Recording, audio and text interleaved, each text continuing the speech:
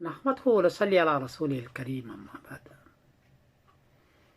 ایک صاحب نے پوچھا ہے کہ انڈیا پاکستان میں عید الفطر کی صورتحال کیا ہے؟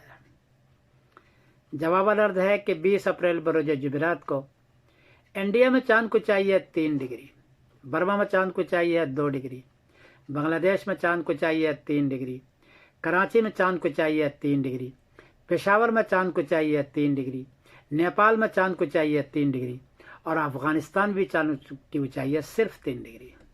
3 ڈگری میں چاند نظر نہیں آتا، اس لیے 20 اپریل بروز جمعرات کو کسی حال میں چاند نظر نہیں آئے گا۔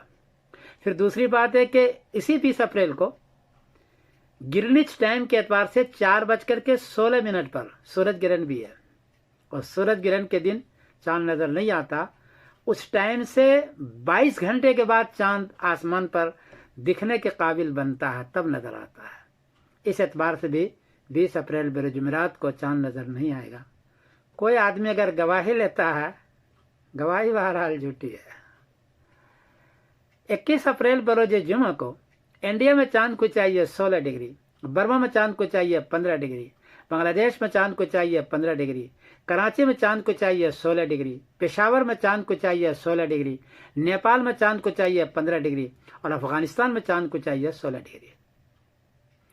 چونکہ 10 ڈگری سے کافی اونچا ہے، 10 ڈگری میں چاند نظر آنا شروع ہوتا ہے، کافی اونچا ہے، اس لیے 21 اپریل بروز جمعہ کو چاند نظر آئے گا، واضح نظر آئے گا، دیر تک رہے گا۔ اور 22 اپریل بروز سنیچر کو اس سارے خطے کے اندر برما سے لے کر کے افغانستان تک، بلکہ آگے تک 22 اپریل بروز سنیچر کو عید الفطر ہوگی انشاءاللہ العزیز۔ میں سمیر الدین قاسمی بول رہا ہوں مانچسٹر انگلینڈ سے۔ السلام علیکم ورحمۃ اللہ وبرکاتہ۔